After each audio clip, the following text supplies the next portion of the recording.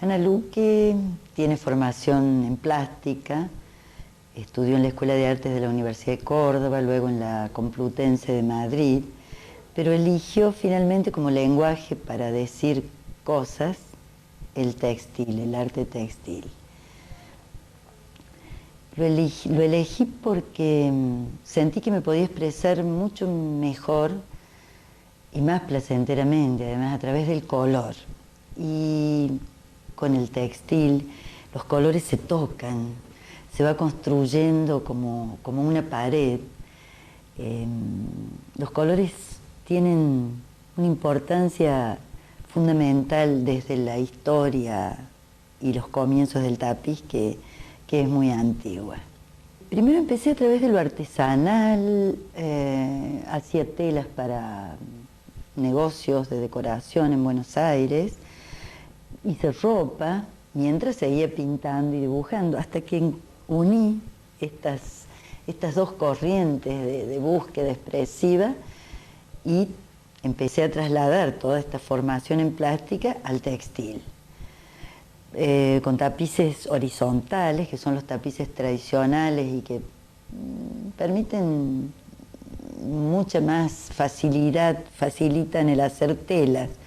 Y luego pasé al tapiz horizontal, el de alto liso que se llama, que es el con el que se hacen los gobelinos y que permite, bueno, tejer como si estuviera frente al caballete. Yo lo seguía abordando con toda, bueno, mi formación y mi enfrentamiento como con el lienzo, con la tela. El tejer es contradecir el mito, es no dejar que Penélope triunfe.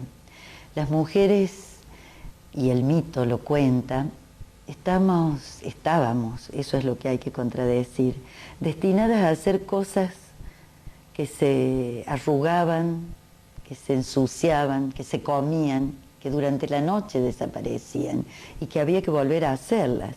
Esto es el mito de Penélope, tejer de día y destejer de noche. El tapiz, el textil es tejer lo tejido, es dejar la huella, es no destejer. Por otro lado es conectarme con los orígenes de la cultura. El hombre empieza a ser hombre cuando deja de vestirse con pieles y empieza a tejer para cubrirse y empieza a cargar esos tejidos de iconografías muy significativas, muy cargadas de contenidos, con colores heráldicos que representaban roles en esas comunidades. Cuando el hombre hace la cerámica, hace el cuenco para comer y deja de comer con la mano, y cuando el hombre empieza a vestirse con lo que teje, empieza realmente la cultura. Y el tapiz empieza en todas las culturas, incluso hay elementos recurrentes, porque también sus características, estas de urdir y tramar, esta ortogonalidad que tiene, hace que en distintas culturas tan distantes como nuestra Patagonia o como el norte, como Escandinavia, tengan elementos geométricos parecidos. Depende también de las tinturas naturales con que se conseguían ciertos colores y acompaña al hombre en este proceso y en este ser hombre. Lo acompaña contando también las historias de estos hombres. Los tapices en América cuentan historias de las culturas americanas, entre los aztecas, entre los mayas, entre los incas, y en Egipto los coptos, donde se desarrolló enormemente, y por supuesto en Europa. Posteriormente empiezan a contar las historias de los reyes, los gobelinos, la dama del unicornio, encargados también para contar historias de amor muy eróticas, pero siempre estuvo, hasta nuestro siglo, supeditado a otro lenguaje, a la pintura. Fue la traducción al tejido de cartones, se llaman cartones lo que va atrás del tapiz para ir reproduciendo, y muy ligado y con características pictóricas. En nuestro siglo el artista textil se desprende de esta función, de este rol que separaba al artista que dibujaba y que pintaba del artesano que tejía, y empieza a hacer sus propios diseños y a tejer su tapiz teniendo una relación creativa y esta dialéctica del ir y venir con lo que está sucediendo allí. Por otro lado, es también muy oportuno que acceda a este ser artista textil en un momento de gran libertad formal, de uso de materiales sin límites, y comienza también a desprenderse de la pared. Para luchar contra esta dependencia de la pintura, empieza a invadir el espacio. Todos hemos hecho experiencias de volúmenes, casi escultóricos, y de uso de materiales, por supuesto, fibras, papeles, todo lo que se pueda tejer es usado. Y bueno, estamos en este momento parados al borde del siglo XXI. Creo y me siento a veces que el tejer es como antiguo en este momento, y lo asumo. Sobre todo en nuestro país, donde no hay espacio para la convivencia de distintas técnicas. Y sobre todo tampoco hay mucho espacio para el textil, no tenemos una tradición ni una historia de un arte textil aceptado, desarrollado. No tenemos ni culturas indígenas que lo desarrollaron con mucha fuerza, ni la tradición de los castillos, ni la tradición de los árabes. Entonces, y además mayoritariamente somos mujeres las que lo hacemos. No es así en Polonia o en Japón. No es así en lugares donde hay universidades, que el textil tiene tanta importancia como la pintura o como la escultura. De manera que vivimos luchando para conquistar estos espacios públicos de las galerías o de los museos, pero también estos espacios en las paredes. En general la gente sigue considerando el tapiz como algo solamente decorativo. Yo creo que en el tapiz no es peyorativo que sea decorativo. Además, puede ser decorativo y cumplía siempre funciones de dar calidez, de dar calor en las paredes de los castillos, como los tejidos que cubrían las camas o eran baldaquinos. Pero también tiene un mensaje, tiene una semántica, tiene un contenido plástico que no sé si está totalmente aceptado en Argentina.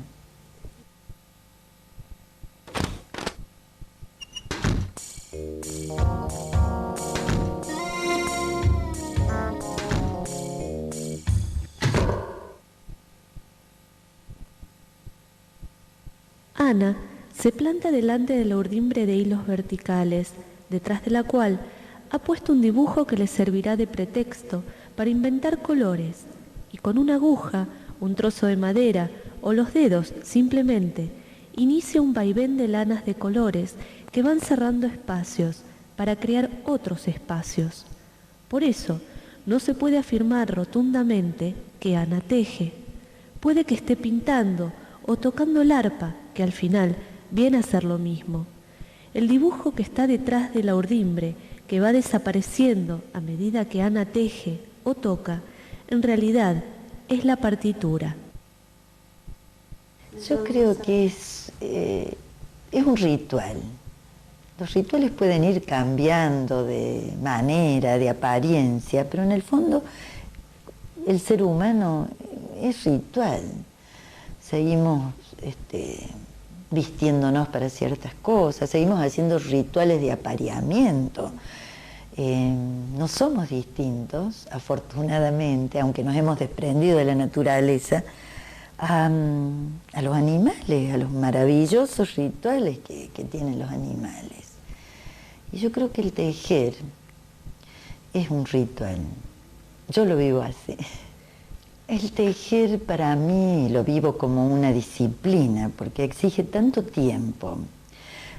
Una pintura vos la podés plantear en y ves arriba, abajo, las relaciones inmediatas de todo lo espacial.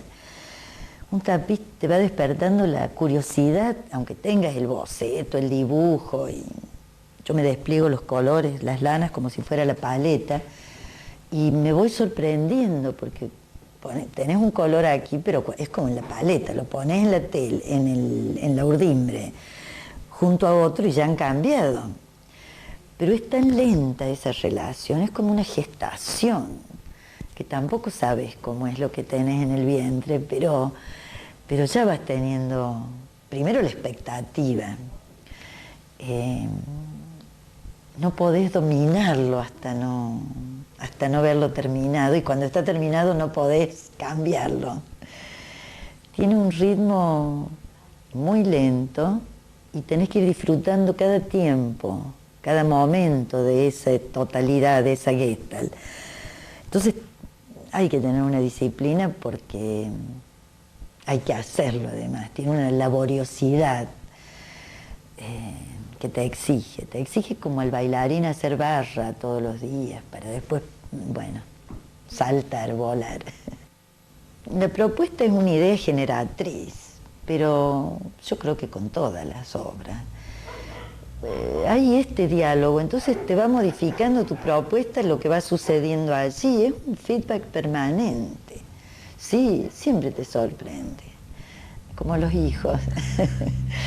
Yo creo que los tapices se deben tocar porque tienen esa condición especialmente táctil, porque fueron hechos así, sin ese intermediario del pincel. Es una construcción como si estuvieras ladrillito por ladrillito armando una estructura, ¿no? También me conmueve ver las telas, porque tiene esta relación, la mantiene, aunque tenga además un contenido plástico. Pero esta relación mágica que tiene, que un hilo vertical y uno horizontal armen esta cosa tan maravillosa que es la trama, ¿no?